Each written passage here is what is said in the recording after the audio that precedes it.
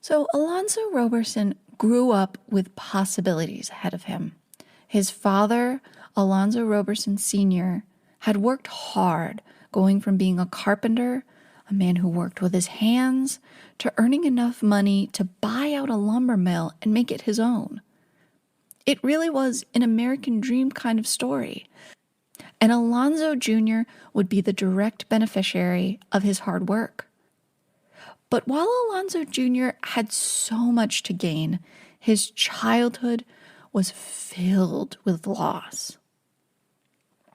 He was one of only 3 surviving children between the union of Alonzo Roberson Sr.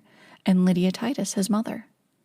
His eldest sister, Anne, died months after her birth in 1853, and in the summer, when Alonzo was only 4, he would lose both his mother and his infant sister in the span of just a few months.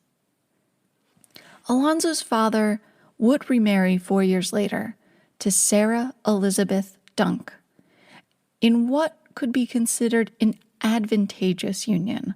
The marriage offered Alonzo's father opportunity to expand his lumber business, while it offered Sarah a comfortable lifestyle with a hardworking husband who could lavish her with the finer things in life.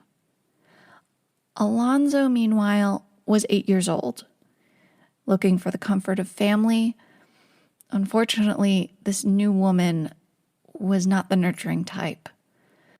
The stories we've heard relating to revealing her character is one of control and little empathy.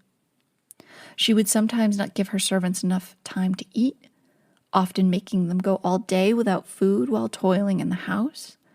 On one occasion, a maid put a few crackers in her pockets to snack on during the day, and Sarah sniffed them out.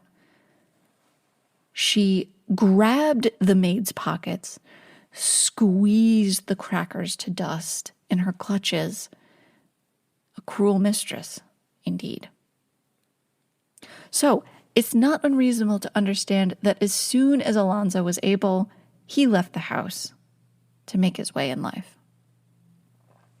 Alonzo Roberson would eventually join his father's lumber mill as an employee when he was 16 and learn the trade he would inherit upon his father's death. Where his father had failed in providing Alonzo Jr. with a healthy home life, he would succeed in leaving him with the possibility of an existence of wealth and status. And Alonzo Roberson had 2 lives. The one he showed and the one that lived beneath the surface. The one that made him a successful businessman and the one that caused him to drink.